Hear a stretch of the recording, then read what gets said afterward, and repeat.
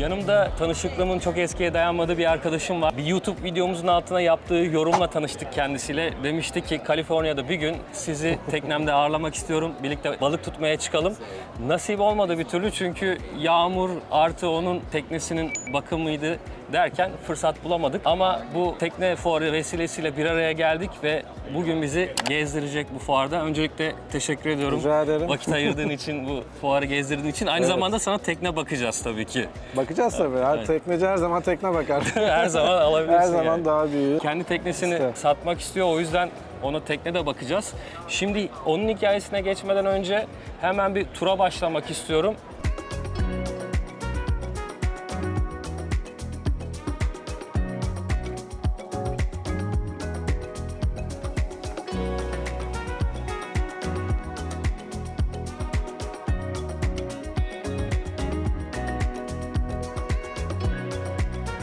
Şimdi fuar açılışını tekne türleriyle yapmak istiyorum.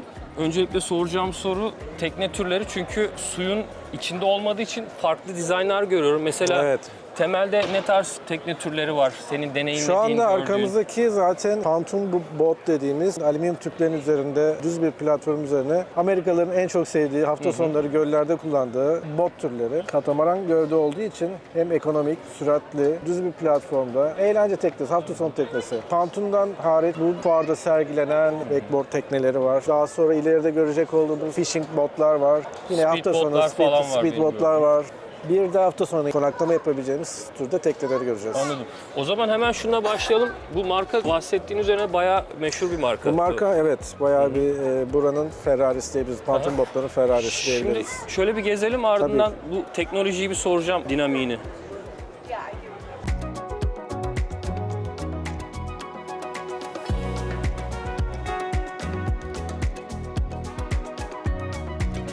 Şimdi bu pontoon konseptli tekneleri ben ilk defa şahit oluyorum açıkçası. Farklı bir konsepti var Evet. ve çok yüksek değiller, doğru mu? Yüksek değiller. Bunun- İşte ön tarafta oturma grupları, güneşlenme alanları, Aha.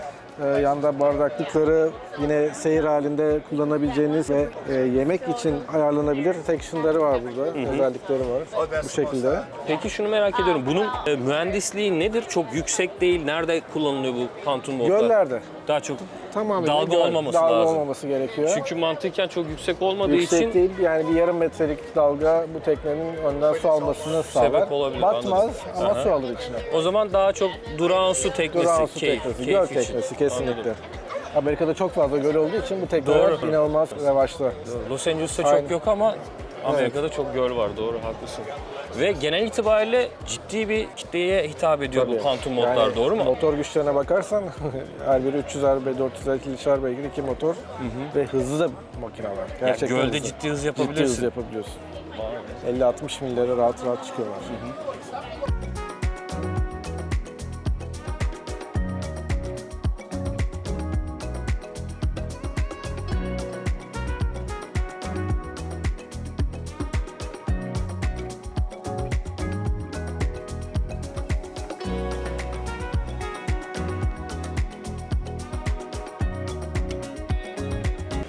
Ve Boston Whaler standındayız. Burası benim görmeyi en çok istediğim stand çünkü bizim Kenny'nin teknesi Boston Whaler 2. bölümde Newport'ta açıldığımız tekne. Çok seviyoruz. Çok dayanıklı ve pratik bir bot ve yıllardır satış yapan çok güçlü bir marka. Sen ne düşünüyorsun Boston Whaler hakkında? Boston Whaler yani Amerika'nın gerçekten özellikle şu montag modelleri balıkçılık anlamında, göl balıkçılığı ve okyanus balıkçılığı anlamında en tercih edilen dizaynı açısından olsun teknelerinden bir tanesi. Peki bu küçük olmasına rağmen yine okyanusta balık için uygun mu? Uygun. Dizaynı o şekilde Uygun. yapılmış. Yani bununla istediğin havada kaçabilirsin çünkü hızlı bir tekne. Bayağı hızlı, evet, biz de çok ciddi Hızlı bir ediyoruz. tekne batmaz yani. Öyle söyleyebilirim. Bu tekneyi batıramaz. Peki hafta sonu konaklama için daha büyük modelleri Evet, falan da var. 330 Advantage modeli var. Gerçekten güzel tekneler. Şimdi birazdan gezeceğiz. Orada detaylı anlatabilirim. O zaman şöyle bir geçelim, Tabii. ne var?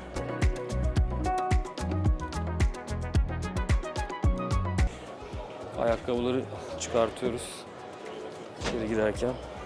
Mevlüt'cüğüm, burada çok güzel bir teknemiz var. 330 Vantage Boston. Evet, güzel bir oturma alanı burada. Hafta sonu böyle keyif yapabileceğiniz. Bayağı keyifli bir tekne yalnız. Peki bu daha çok balıkçılık için mi yoksa Bunda genel gezi hem balık yapabilirsin. Bu tabii hafta sonu gezi amaçlı bir tekne yine. Ama balıkçılık özelliklerini de eklemişler. Var. Çünkü Şu ne burada canlı livarımız var. Burası ne? Açabilirsin. Hı hı. Burası canlı livar dediğimiz balıkları, yem balıklarını canlı tutabilen alan. İskeleye yanaştığın zaman burada da bir exit kapısı var. Kapıyı Üzerinden atlamadan Çok iyi. çıkabiliyorsun. Daha önce hiç görmedim Evet. gerçekten. Bu özellikler yeni ekleniyor bu son model teknelerde. Ve burası tabii ki çok iyi bir şey var. Burada su geçirmez bir yapı var, evet. Evet, zaten teknenin o taraf, o üstüne kadar su denize giderken Gelmiyor çıkmıyor. tabii gelmiyor. haliyle. Balıkçılık ve gezi teknesi olduğu için çok hafta sonu konaklamaya uygun değil zannedersen. Evet, bunda çünkü konaklayacak yatma yeri yok Sadece- diyecektim. Buraya yapmışlar. Ama çok küçük bir yer Tek kişilik, zaten. evet. Aynen. Kamera Burası- gibi değil yani. Öğlen dinlenme yeri. Evet, en fazla olabilir. Burada kısaca hemen şu joystick sisteminden bahsedeyim. Joystick floating. Tekneyi park ederken, çıkartırken limandan çok güzel bir özellik. İstediğiniz yönde tekneyi yan, ileri, geri, sağ, sol, gaza dokunmadan sadece joystickle istediğin yönde hareket ettirebiliyorsun. Diğer türlü manevra yapman Evet. lazım, ileri Bunlar geri kalktı falan, artık. onlar bitti diyorsun yani. Biraz para verince Aynen. hayat kolaylaşıyor, doğru mu? kesinlikle. Burada çok geniş ekranlar da var. Bunlar balık bulucu falan mı? Bir tanesi radar, su üstü radarı, bir tanesi su altı radarı. Ayrı ayrı kullanabilirsin çünkü iki tane ekran genelde o yüzden kullanıyorlar. Tabii bunlar teknenin motor bilgilerine de bağlı. Motorun o anda kaç devirle gittiği, ne kadar yakıt yaktığı, benzin deposunun ne kadar kaldı. Bütün göstergeler artık ekrandan üzerinde. Hepsini Görebiliyorsun. buradan takip Peki edebiliyorsun. su altı dediğimiz su altındaki mesela sığ yerleri vesaire, güvenli yerleri de görebiliyorsun, doğru mu? su altı Kayalıkları sonarı. vesaire. Şu an burada Bundan. demo ekran var. Aynen bu şekilde görebiliyor. Balıkları görebiliyorsun. Balıkları da Tabii. görebiliyorsun. Balık tutmak için ideal bir ekran mı yoksa onu ayrı mı alıyorsun? Balık yoğunluğunu gösteren özel ekipmanlar var ya. Zaten su altı radarı suyun altında ne varsa Aynı destekliyor. mantık. Aynen. Anladım. Tabii Aynı bunların mantık. daha gelişmişleri var. İşte daha derin sularda, hatta ileriyi De görebiliyorsun. aşağıya değil de ileriyi gösteren sistemler var.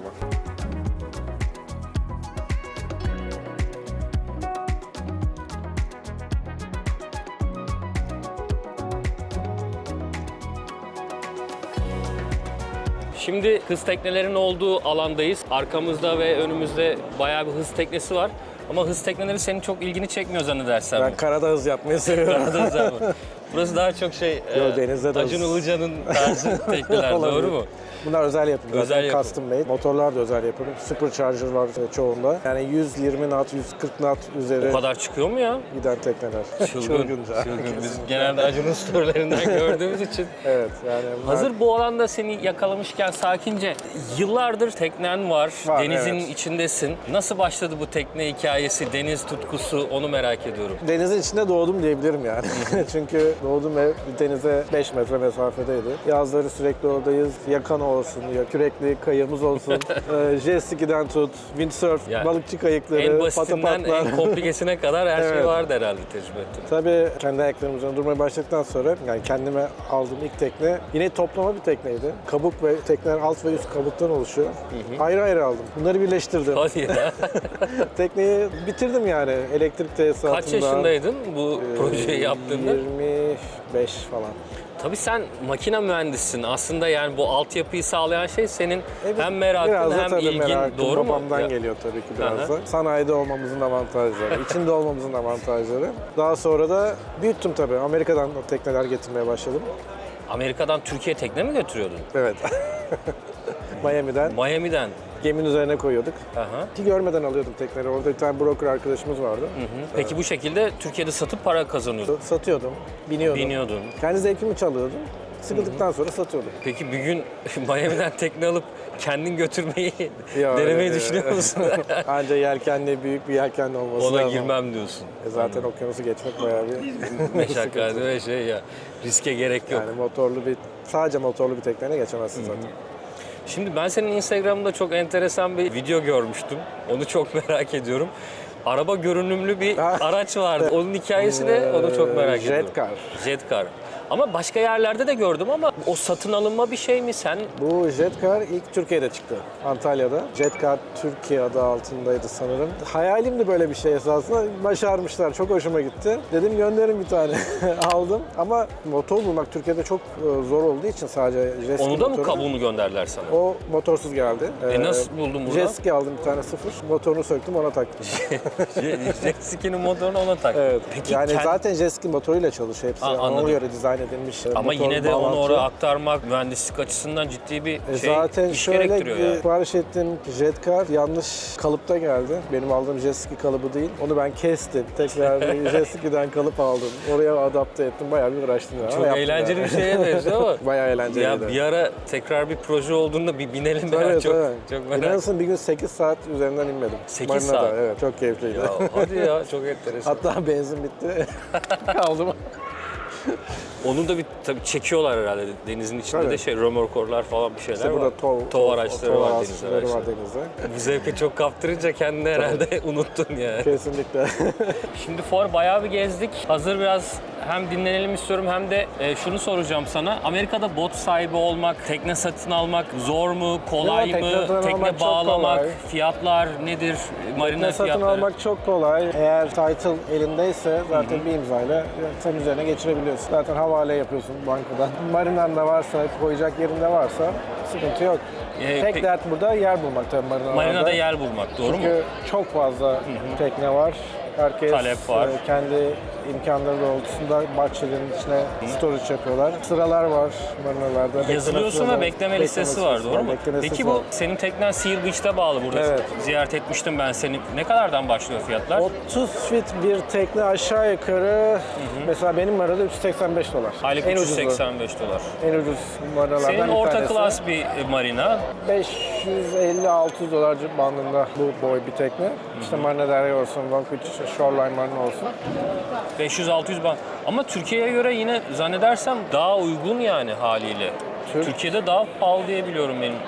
Yani Valla benim Türkiye'de her sene %100 zam geliyor. Şu anda ben de takip Sen de edemiyorum. takip ediyorsun. Aynen. Fiyatları. Yine sormam lazım. Aha. En son fiyatlarla Peki ilgili bilgim Kaliforniya'da bu deniz araçlarını kullanırken bir ehliyet gerekiyor mu? Tabii. Onu çok merak ediyorlar. Ben gerekmiyor diye biliyorum. Gerekmiyor idi. Aha. 2026'ya kadar California Boaters ID diye bir kart var.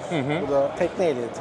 Peki. Online kursları var. Çok basit. Biraz tekneden anlıyorsanız yani kullanmayı biliyorsan zaten geçiyorsun. Peki bunun direksiyon Yok, sınavı tarzında öyle bir şey yok. yok. Sadece Hayır, online, hayır, online. kurs ve sınav şeklinde devam Sana ediyor. bir kart veriyorlar. Bu karttan kullanabiliyorsun. Anladım. Tabii insurance yapman lazım. Burada bir önemli konu Amerika'da tekneleri ev klasmanına sokuyorlar. Property tax ödüyorsun burada. Yani normal araba gibi değil. Değil. Çok enteresan Ve bir kredi şey. çekerken de 20-30 senelik krediler çekebiliyorsun. Araba gibi değil, öyle Değil. mi? Kesinlikle araba değil. Bir property olarak değer görüyor burada. Yani bir emlak değerinde Emlak değeri. işlem görüyor. Evet, kesinlikle. Doğru mu? Ve finansmanı da normal arabalar gibi işte 4 yıl, 5 yıl Hayır. değil. 20-30 yıla Yıl kadar alabiliyorsun. yayabiliyorsun ve her sene emlak vergisini ödüyorsun. Öyle mi Evet. bunu? Bilmediğim bir konuydu, Evet. enteresan. O yüzden zaten hani burada lüks tekne rahat insanlar sıfır alabiliyorlar. Çünkü finansmanı kolay Finansmanı var. diyorsun. Zaten yeni olması gerekiyor. Belli bir yaş limiti var tabii ki onun da.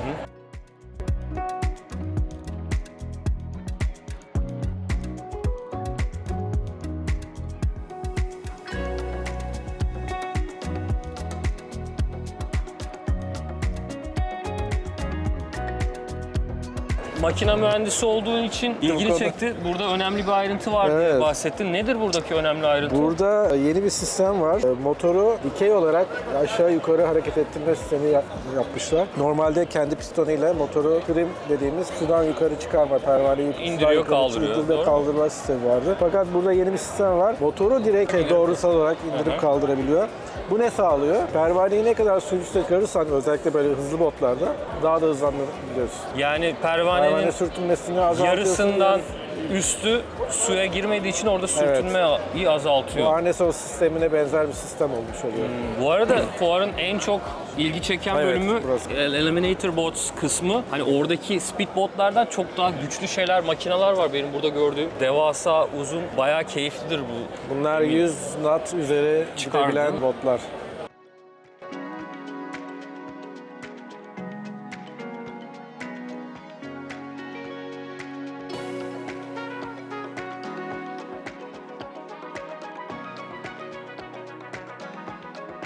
Şimdi senin Türkiye'de de çokça tecrüben var deniz araçlarıyla alakalı. Ne tarz temel farklılıklar var?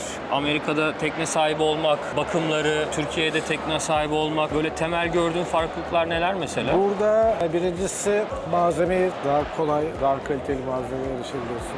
Tabii fiyatlar uygun. İşçilik pahalı. Evet, o yüzden sen O- işçiliği kendin yapmayı tercih ediyorsun. Kesinlikle. Anladığın için, doğru mu? Gerçekten çok kaliteli güzel malzemeler var. Yani Türkiye'de bulamayacağımız ya da hani sipariş edersek çok pahalıya alabileceğimiz malzemeler. Bu arada burada. bazı arkadaşlarım beni darlıyor yani. Bana şu lazım, bu lazım Evet. diye gidip alıp Türkiye'ye Kesinlikle. gönderdiğimde oluyor yani.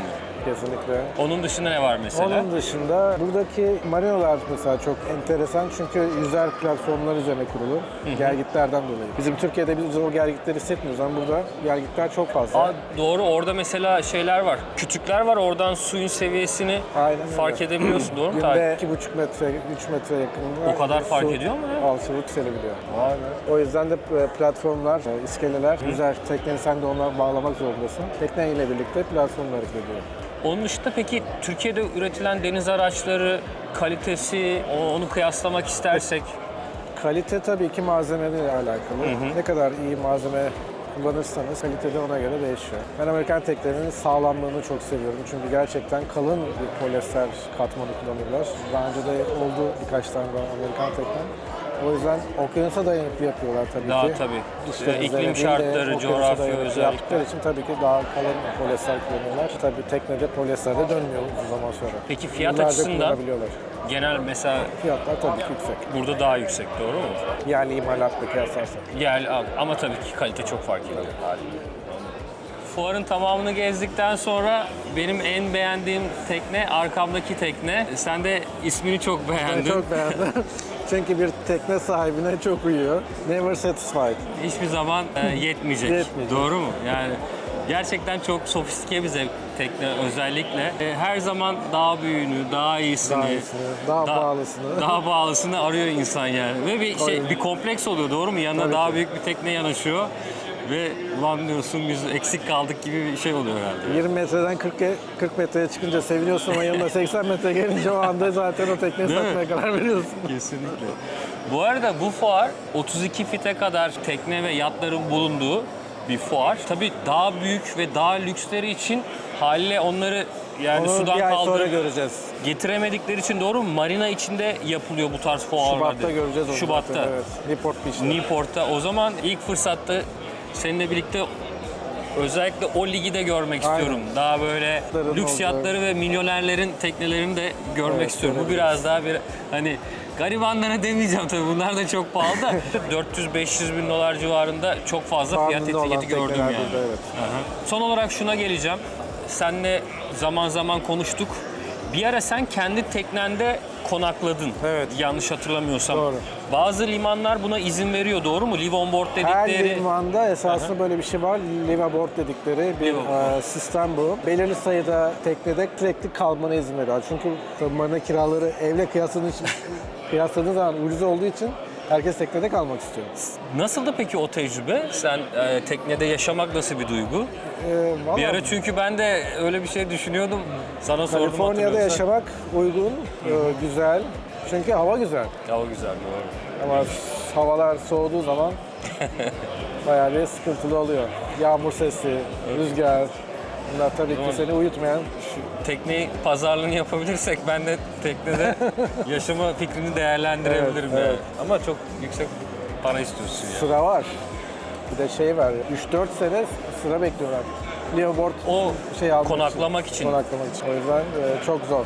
Tabii açık deniz olduğu için kısıtlı liman var haliyle. Çok Tabii. tekne, çok talep olduğu için sıra beklemek normal o zaman. Son olarak şuna geleceğim, çok merak ediyorum. Ben gibi kısıtlı tecrübesi ve bilgisi olan biri için yeni başladığımı varsayıyorum. Yeni tekne alacaklara tavsiyen nedir? Eğitim şart. Eğitim şart mutlaka. Kesinlikle. Yani ne tarz tekne istediklerini önce kendileri karar verecekler. Hafta sonu teknesini yoksa dışarı çıkıp gece konaklayabilecekleri bir tekne mi olmak istiyorsun? Balık için mi istiyorlar sadece? Hız teknesi mi? Bunlar tamamen kullanıcının şeyinde olan, İnisiyatifinde inisiyatifinde olan tekneler. Önce Özel- kendilerine eğitecekler tekne konusunda. Deniz şakaya gelmiyor. Deniz şakaya gelmez. Ve bu videoyu mutlaka izlemeleri lazım. Doğru mu? Evet. Yani yeni tekne alacaklara verebileceğimiz en büyük tavsiye tabii ki Sofistike Zevkleri bu bölümünü özellikle izlemeleri. Evet, kesinlikle. Ve bugün bütün gün boyunca bu fuarı birlikte Tayland'da gezdik. Onun deniz tutkusunu yakından gördük, dinledik. Çok keyifli hikayeler vardı. Bizi bu etkinlikte misafir ettiğin için çok teşekkür Rica ediyoruz. Söz verdiğin üzere şu tekneyle açılma Balıkları yapacağız. bölümde çekeceğiz. Peki, Doğru mu? evet. Yani o havada kalmasın. Herkese çok teşekkür ediyoruz. Bizi takip ettiğiniz için. Kendinize iyi bakın. Nice zevklere.